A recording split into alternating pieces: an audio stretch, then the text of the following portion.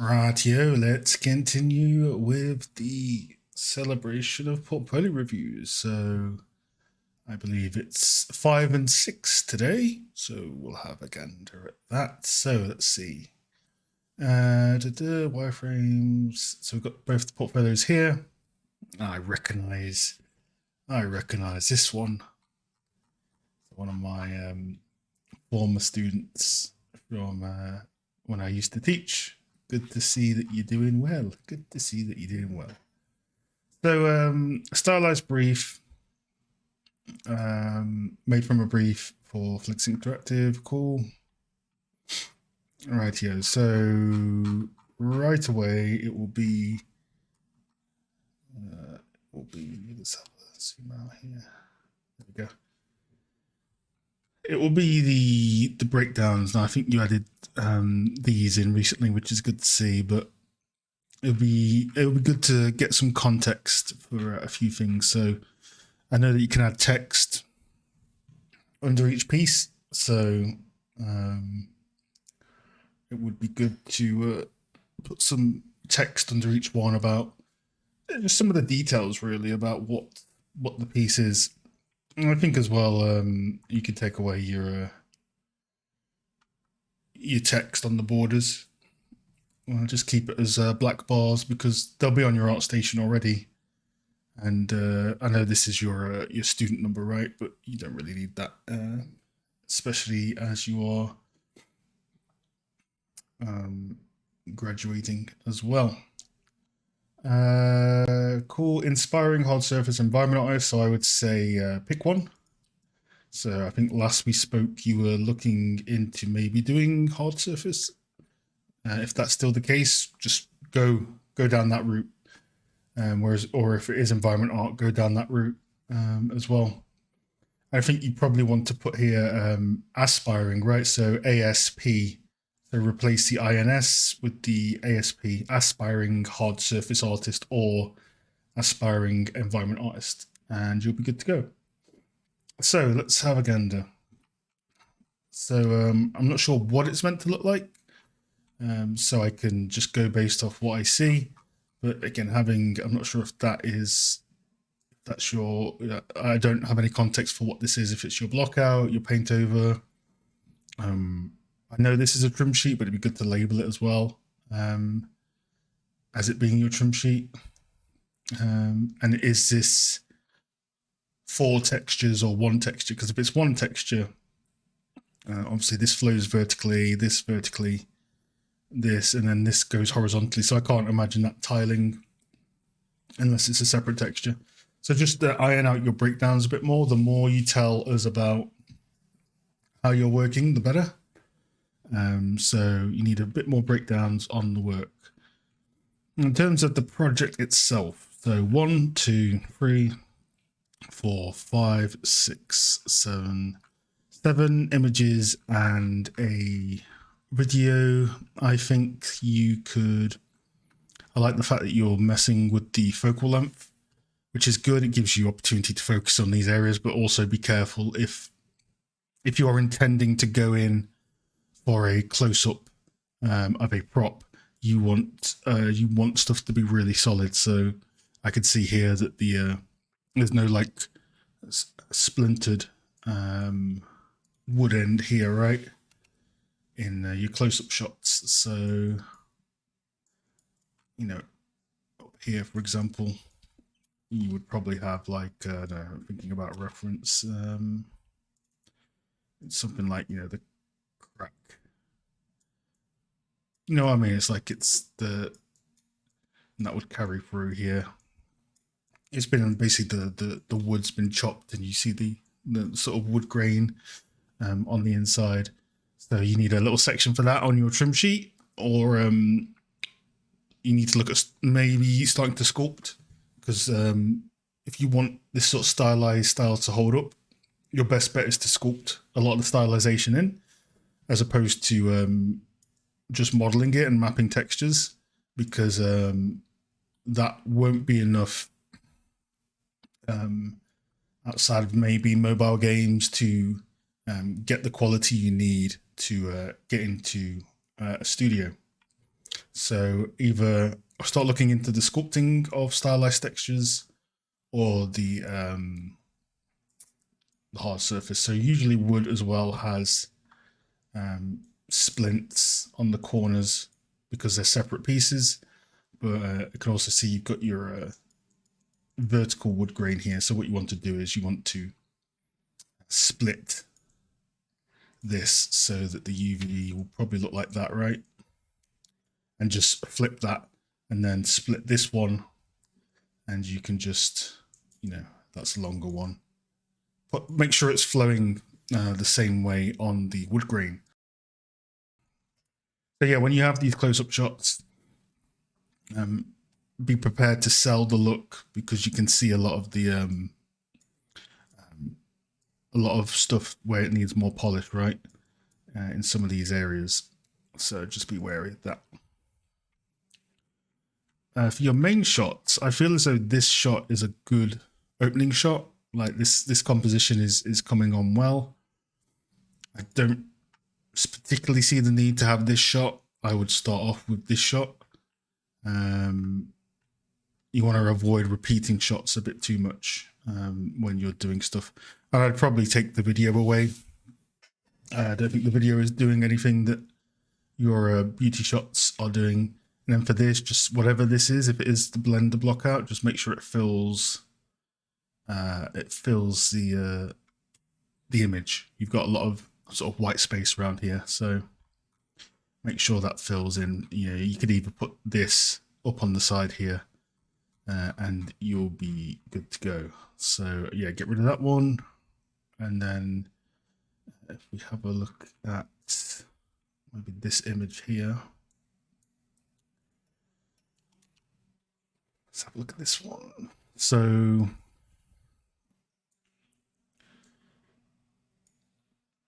so the focus is going towards the house, right? So if you want the focus to go to the house, I would, whatever is happening here, so this sort of large light source, which I assume is coming from a lamp, which I can't really see, but I would probably have that off, because you got to think of the viewer like a moth, right?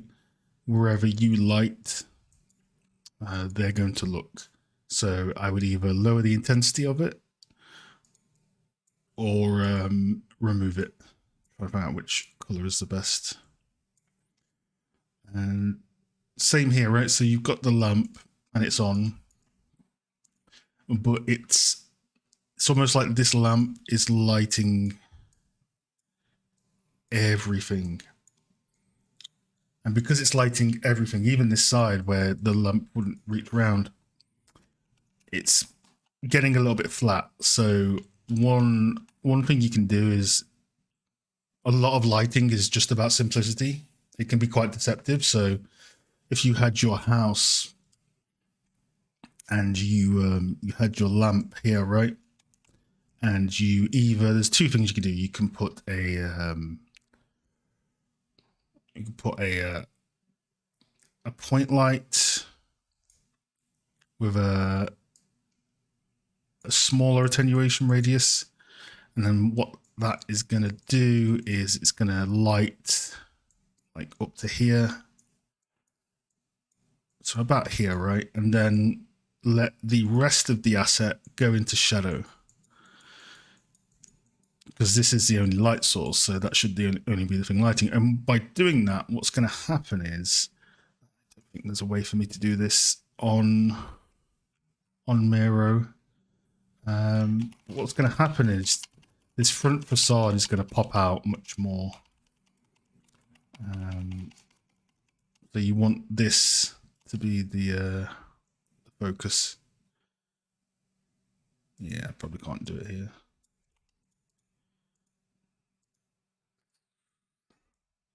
Well. So yeah, you want this to be the main bit, and you're going to have this light give you some shading across the surface. And then when you get to this side, this is all going to be pretty dark. Not complete black, but pretty dark. And then what will happen is your leaves and trees will shade more appropriately then. So yeah, just try and break up the the surfaces. And if you're having trouble with a point light and it's not looking how it should, you can always just go in and try a spotlight on each axis as well. But I think you should be good with a point light. Anyway, but yeah, you just want to get that sort of gradient fall off on what you're doing. It'll help your lighting pop a bit more overall. But yeah, I'd say whatever you are going to focus on, Katie, is probably looking at it. It does look like you're going more towards the hard surface area.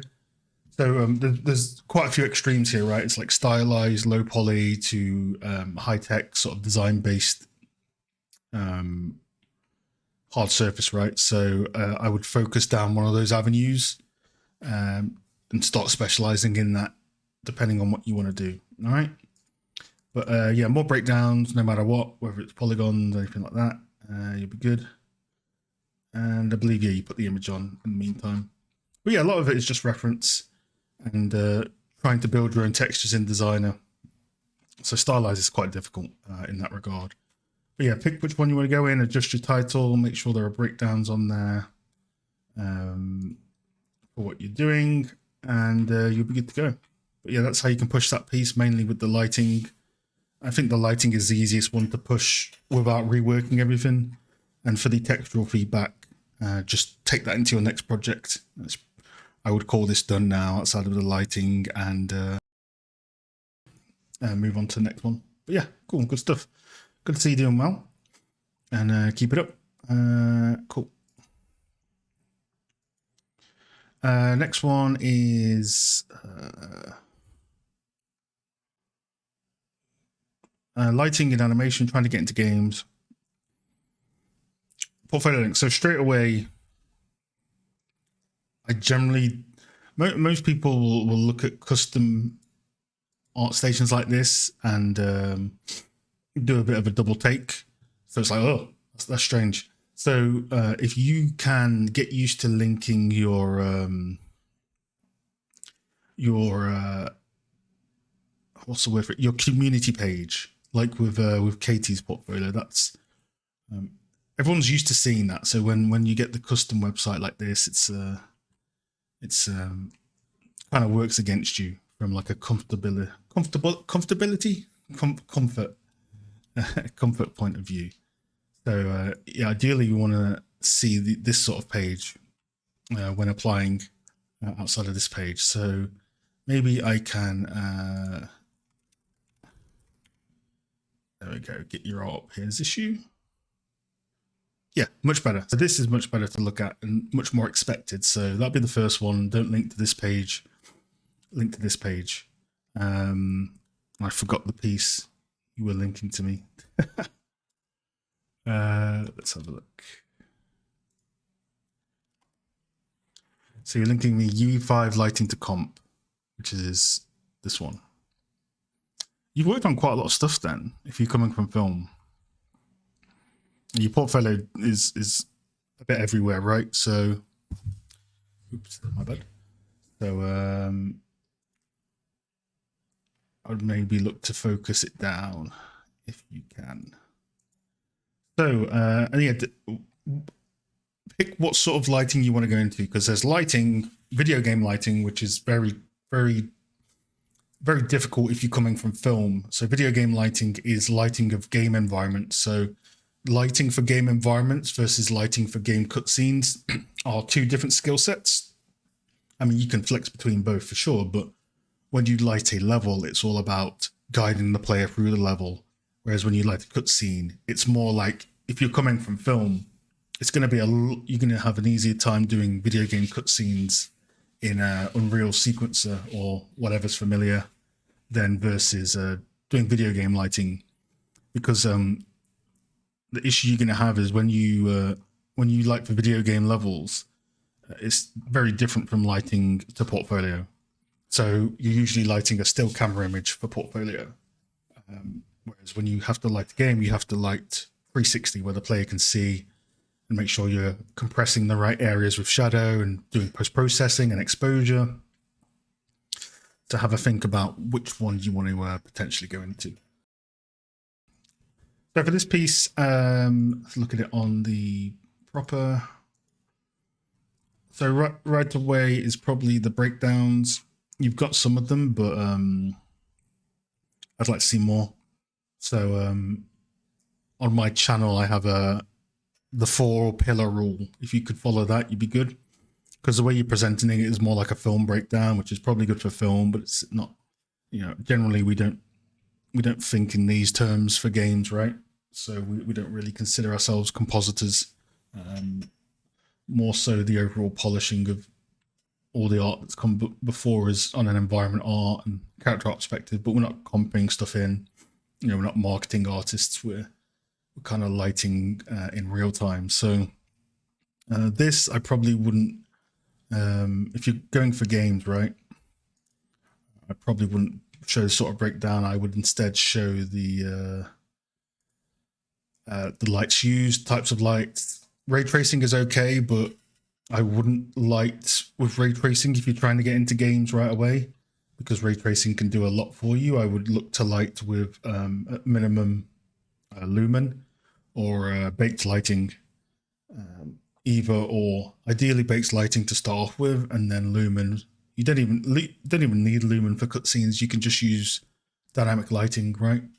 But I try and avoid the bells and whistles of Unreal because we have a lot of limitations in lighting for video games that you don't really have in film, or not as much as in film. So yeah, looking to probably lumen and baked lighting starting out, and you'll be good. Most people will say start with baked lighting, which is the core fundamental. Put your reference at last. So last image. Now I'd like to see what sort of lights you've used as well. How you're lighting the characters, the amount of spotlights you're using, and vice versa.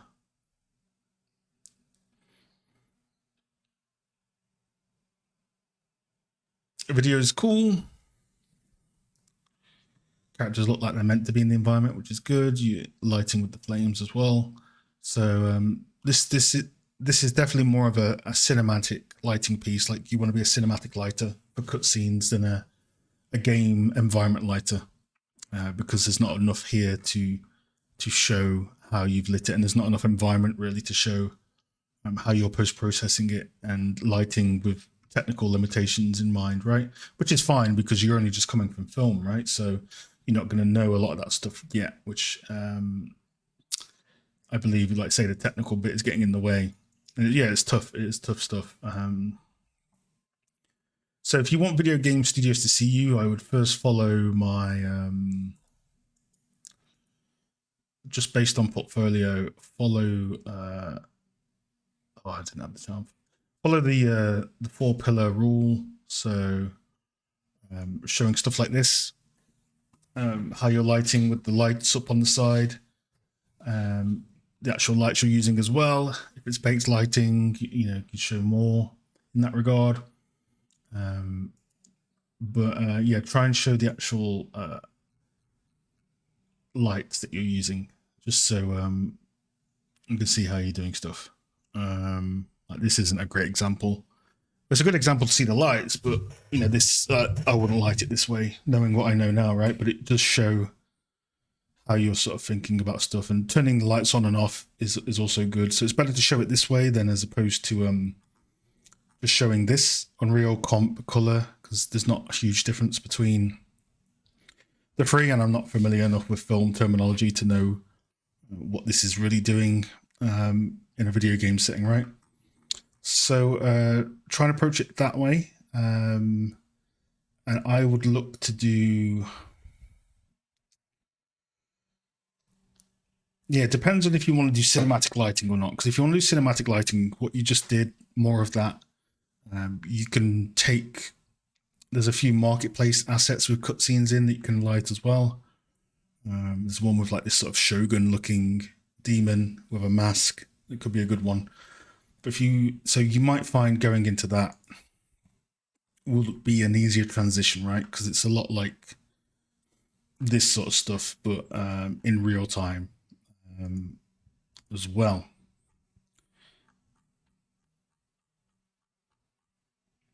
but it looks like you got experience, which is cool. But yeah, so Vancouver, Canada. Yeah, a few studios in there, that Ubisoft, a few others. But yeah, I would. So let's say you want to commit to go into video games. First thing I'd do is I'd take away most of your work that isn't lighting. So I don't think this is lighting, right? This is you modeling. Yeah, you wouldn't show that. Wouldn't show most of this creature stuff. I'd hide it, apply for the job, and then once you get a job, re-show it again, because there's just too many specialisms going on here, right? So you'd want to focus in purely on lighting. So yeah, for sure, keep some of your film compositing and lighting up, and then start moving your video game stuff towards the left, being the most recent, and then just keep tackling either cutscenes or game lighting. I'd probably look at doing a baked scene. That could be pretty good. If not, Lumen. Don't go all in on the ray tracing if you're trying to get a job, because a lot of people will see past that in terms of you're not looking at the technical side of lighting an environment, right? Which is the thing that gets most people who are trying to get jobs in lighting, is they light, but they don't light with technical aspects in mind. So that'd be my main advice. The actual lighting of this piece is cool. I don't have any major notes for it, just because it's just a small cutscene anyway. So, and you've got lots of reference. Like the amount of reference you have, just that shot is probably too much. So I can't tell what you're trying to map to where. So the less it's gonna sound strange, but the less reference, the more focused your reference, the better. Because a lot of these are so different that I'm not really sure what you're taking from some of these. So try and focus in on your reference for the mood you're going for. But yeah, lighting wise, this looks cool. You know how to light. It's just because you do it in film. You just need to arm yourself with the technical side of it and the portfolio organization side of it, and you'll be good. Which won't take too long in the grand scheme of things, in all honesty. So in terms of where you can learn, honestly, if you do like baked lighting or Lumen, the Unreal documentation is pretty good. There's some good. So I've got an Excel sheet which you can find, I think, on my Twitter or on the channel. I'll probably put it in the comments here. It has all the best video game resources for lighting, and there's a few things in there you could probably look at, so that will help you light with more technical stuff in mind. So I'll put that in the comments as well. But yeah, no, overall, this is cool. Just, yeah, a pass on the reference, a pass on how you break down the work, and the pass on the overall showcase of your portfolio and focusing it down. So if you can try and get 1, 2, 3, 4, 5, the first row or two with just lighting and some more video game lighting, you'll be good to go as well. And I'll link you some resources in the comments of your work that you can have a look at with some of my recommendations. But yeah, other than that, it's cool stuff, man. You got some good experience. You just got to convert yourself to games if that's what you want to go into. And games is all about real time, lots of memory optimization for lighting. So like I say, that naturally you would want to look into that side anyway. So, but yeah, good stuff. Was there any other question you asked me? Yeah, no, that's cool, man. I'll link you that stuff. But hopefully that helps. Again, another two portfolios that we've looked at and gave some feedback on, and we'll see how we go for the rest of the week. Other than that, peace.